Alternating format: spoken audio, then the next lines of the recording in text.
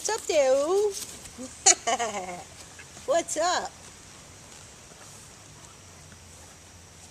He said, I know you got cookies in there. He said, I know you got cookies in there. He says, I want some. He says, I want some cookies. Here, go ahead, eat your stuff. Go ahead, eat your stuff.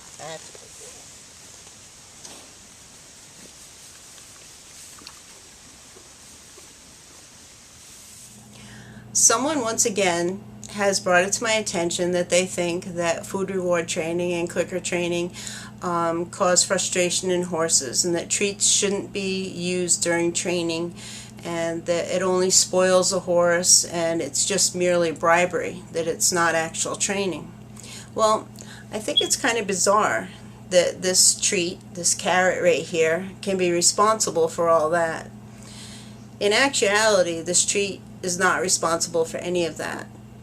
I am responsible, the handler of the horse. The person who's actually doing the training and the interaction with that horse is the one that's responsible. Just like a parent or a guardian of a child is the one that creates the spoiled child. It's not the cookies that the child is given or the ice cream that the child is given. It's the way that they're given. It's the boundaries are not there. The child isn't told no often enough. The child is just allowed to do whatever they want and have whatever they want.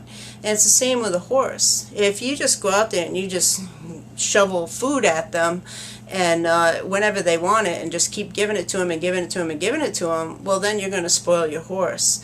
But if you have boundaries when you do it, just like with a child, you're not going to spoil that child. If you can say no and feel comfortable in saying no and setting up the proper parameters, then you're not going to spoil a horse and you're not going to create that frustration that this person is concerned about. I'm not going to go into the specifics of setting up boundaries because I already have a video out there on this topic. And also there's pushy for treat videos that show how to create boundaries where the horse isn't mugging you for treats. So if you're really interested in the topic, you can look at those videos rather than my recreating them here. But I want to give you some outlines on what creates a spoiled horse and the causes, so that you can perhaps, if you are spoiling a horse or you are afraid that you might spoil a horse, you can kind of look at these things and make sure that you don't do them when you're training. I hope you'll be able to read this chart. I had to kind of think back to my early childhood education classes in college and apply it to a horse. Because it's very similar. What you see in a spoiled 2-year-old or 3-year-old child is basically the same thing you're going to see in a spoiled horse. So what is a spoiled horse? A spoiled horse doesn't follow the rules and their instructions, does not stop when told no or stop, and might even protest. They're controlling, does not respect others, demands rather than asks, has a low tolerance level, and is very impatient. They have high frustration levels and also very impatient. Those are the things that you're going to see in a spoiled horse. And I will challenge you to tell me how a treat by itself can create these issues in a horse. Now, the primary causes of spoiling are leniency and permissiveness from the handler, or the one in charge. The handler is insecure or unsure. The handler recognizes a fear or a phobia in a horse and overcompensates. They want the horse to always feel good. So instead of allowing the horse to deal with the fear or phobia to the extent that it can, they protect and overcompensate the horse. This is something very recognizable to me because I did this with my horse to some extent when he was young with his phobia of having shots. The handler gives in and gives up the leadership role. The handler pacifies with short-term solutions rather than training. This happens a lot in food reward training. Again, kind of because the overcompensation. They want the the horse to feel good all the time, so they hate to say no. It's the same thing you see with children that are spoiled.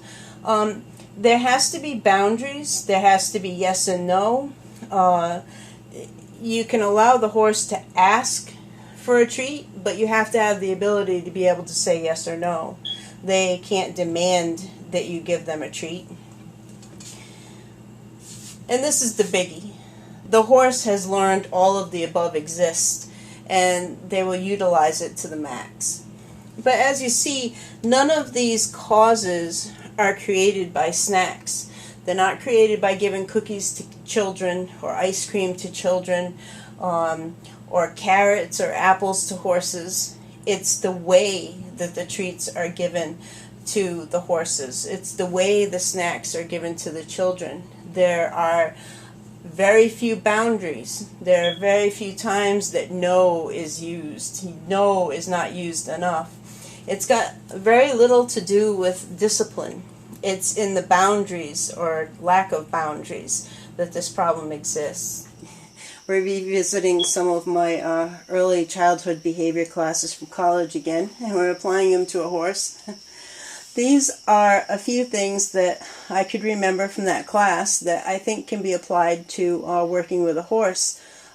These are things that you can do if you're afraid that you might be spoiling your horse now, or you're afraid that if you try working with food during training that you might spoil your horse. The first one being take charge. Remember who's in control. You don't have to be a dictator or anything, but just remember you're the one that has the ultimate say, yes or no, whether they get the treat or they don't get the treat, or what's being done or what's not being done.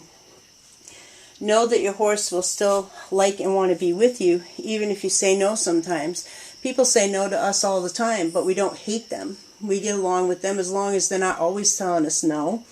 And you can help your horse out with this by not putting them into positions where you have to say no. If you know a certain thing is going to cause your horse to do the wrong thing, but if you in turn do something different, they'll do the right thing. You need to do that sometimes. You don't want to do it to the point where you're avoiding teaching the horse something, but you want to do it often enough that the training situation is a positive experience. You want to establish and keep reasonable boundaries, and I have several videos up on establishing boundaries. You want to teach patience and self-control to a horse, and if you look on my videos, the one on I can't think of what it's called. It's a really short video, pushy for treats it might be called. That one, if you do that long-term exercises over and over, that's a very good way to teach boundaries and patience and self-control. Expect your horse to sometimes be disappointed. We're all disappointed sometimes. Do not allow tantrums to work. Only reward the behaviors that you want. This is a biggie. A lot of people do this. They, for whatever reason, the horse gets in all over them, is mugging him and everything, and they either give him the treat just to get the horse to back away from them, or they feel bad that the horse wants the treat and they give it to him, and what they're actually doing is rewarding the bad behavior. You don't want to be giving them the treat when they're doing inappropriate behavior, because then you're telling them, yes, that's the behavior I want. So they're going to keep repeating that bad behavior to get that. Do not negotiate. You need to be clear and consistent. You don't want to be wishy-washy. You don't want to be like, oh, okay, you're only acting up a little bit, so I'll give you what you want. You want to be clear and consistent and only give the reward when they're doing appropriate behavior. You want to address boredom. You don't want a horse that's standing around waiting for you in your back pocket, looking for treats while you're talking for 15 or 20 minutes to your friend. It's not fair, and it sets the horse up to do some bad behavior. Don't rescue your horse from life's challenges. This is a biggie for me because I did this with my horse with his phobia of shots when he was little. I tried to gloss over it for him and save him from it because I saw how traumatized he was, and in doing that I didn't let him experience enough of it to be able to overcome it. So don't rescue your horse from phobias and fears that it may have, but try to help them along and let them deal with it, but help them. Don't try to do it for them. Learn new ways to be a better teacher, and you'll get a better student. Never just stick to one kind of training method and kind of like bury your head in the sand against all others. Look at other training methods, even ones that you think you don't agree with and you don't like, because every trainer has good and bad things to teach you. Even if a trainer just teaches you what you shouldn't do, then that's something that you've been taught that's of value. I want to mention quickly bribing a horse, because that was another concern that was brought up, and I hear it often that people think that food reward training is just bribery, where it's not bribery. I've used bribery with a horse. I'm not going to tell you that I haven't, but it's not part of training. Bribery is not training. I'll give you an example that really quickly comes to mind to me where I've bribed a horse. My friend's horse took off on her. It was running down the dirt road. It was heading out towards a main road where there was a lot of traffic. And she was running along after it, and she smartly decided that she should stop chasing it because it wasn't going to stop and it was going to go out into the road. And when she stopped, it slowed down and it kind of stopped, but still had that forwardness to it, like it was getting ready to sprint out into the road. And we were all just kind of standing there like, what do we do? You know, we weren't sure if we moved towards it, if it would just leap into the road, or we weren't sure if we should just stand there and all of us just calm down and what would happen. And there were other people around us that might have chose to get involved, so the waiting option wasn't really good. Or if like two vehicles went by on the road at the same time and caused something, you know, there was so much there that it was a very volatile situation. So when the horse stopped like that and it looked like it was getting ready to still leap forward, I yelled its name, and it flicked its ear back and kind of like looked back. So I told it I had some apples, and I started encouraging it, telling it, I got apples, come on, I got apples. And one of the kids ran back and actually got me an apple. And when I bit into the apple and the horse heard the apple, it kind of, you could see it kind of thinking, and it was no longer having that forward movement. And it eventually turned around and came back to me and got the apple. That's bribery. And that's very different than training. Bribery really doesn't teach a horse anything. If you notice in that situation, that horse wasn't taught to do anything. When you're actually training a horse, you're teaching the horse to do something. When you use food reward or clicker training, you start out giving a lot of treats in the beginning, and the end result is that you give no treats at all for whatever it is that you're teaching. You start out with very small steps. You start out with step A and you give a treat after step A. When you add step B to step A, you no longer give a treat after A but only after B. When you add C, then you no longer give a treat after A and B but only after C. And you keep adding those steps on until you have a final product. I just got cut off, my camera was full. I think you get what I mean though, that you add one step to another until you have the final product. Say, for another example, other than the haltering example, if you were teaching a horse to back up, you would get it to take one step back, and then you would click and you'd treat it, or you'd give it a treat. And then you'd increase the steps until you could back that horse all the way around the whole arena and not give him a treat at all. The treats are involved in the training process, but they're not involved in the end result. And that's what a lot of people do not understand. And in this process, this very specific process of how to do it, there are parameters and boundaries that really prevent you from spoiling a horse if you're doing them correctly. And unlike bribery, the horse is actually learning something. In that situation where I gave you of the bribery, you should be able to see the difference between that and teaching a horse to back up, or teaching a horse to put on a saddle, or teaching a horse to put on a bridle. Now, as far as a horse being frustrated, that was another concern that this particular person brought up, saying that treats only make a horse frustrated.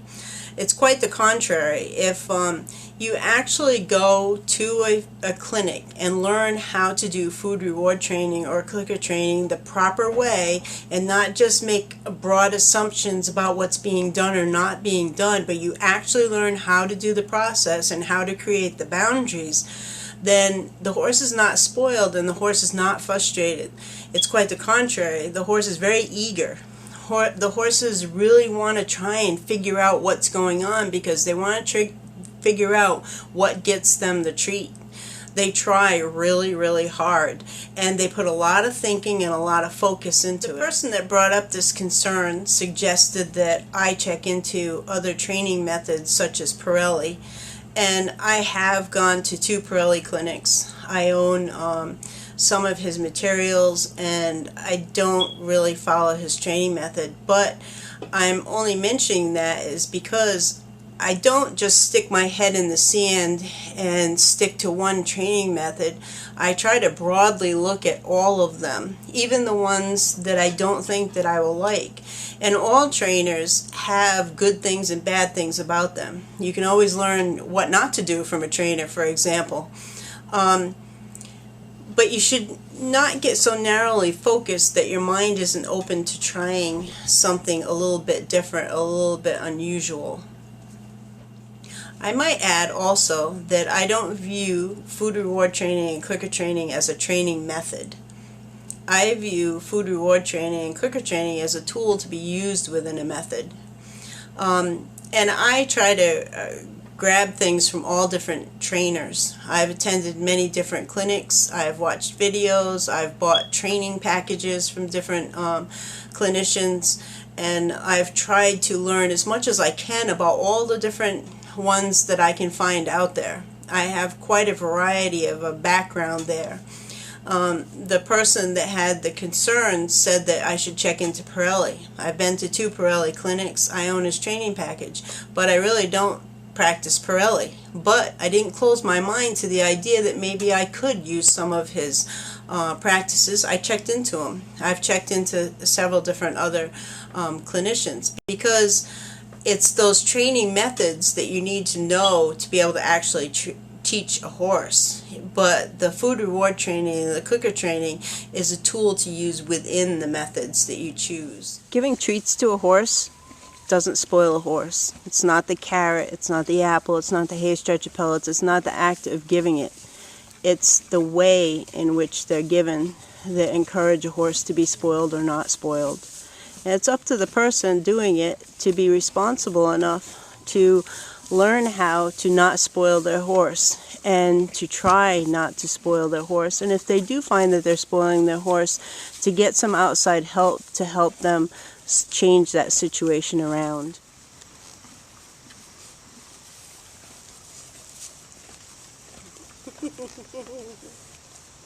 You're such a good boy. You are. You're a slobby kisser.